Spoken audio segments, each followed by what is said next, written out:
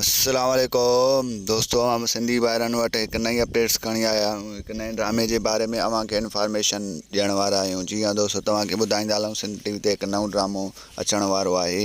हिन जे तफ़सीलात ॼाणण लाइ जेकॾहिं असांजे चैनल ते नवां आहियो त महिरबानी करे असांजे चैनल खे सब्सक्राइब कंदा। हर ईंदड़ नई ख़बर अवां ॿाहिरनि ताईं जल्द खां जल्द मुहैया थी सघे। दोस्तों, हाणे हलूं था तफ़सीलात जी तरफ़। तव्हांखे ॿुधाईंदा हलूं त सिंध टीवी ते हिकु नओं ड्रामो नशर थियण वारो आहे। जी हाँ दोस्तों, तव्हांखे ॿुधाईंदा हलूं त उनजो टाइम टेबल वग़ैरह ऐं उहो कॾहिं हलणु शुरू थींदो, उहो सभु तफ़सीलात तव्हांखे हिन ई वीडियो में असां ॿुधाईंदासीं।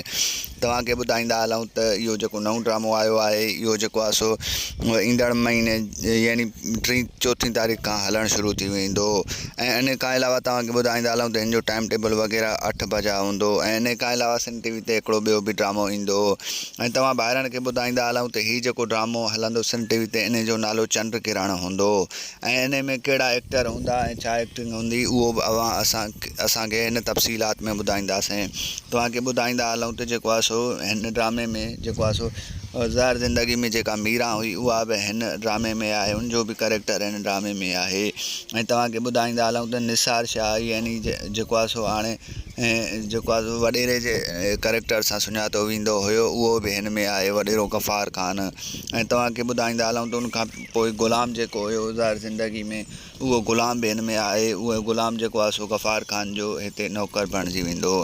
ऐं तव्हां ॿाहिरनि खे ॿुधाईंदा हलूं त हीउ ड्रामो जेको आहे सो तमामु बहितरीनु ड्रामो हूंदो ऐं हफ़्ते में जेको आहे सो 5 ॾींहं हलंदो। छंछरु ऐं आर्तवार वारे ॾींहुं हीउ ड्रामो न हलंदो।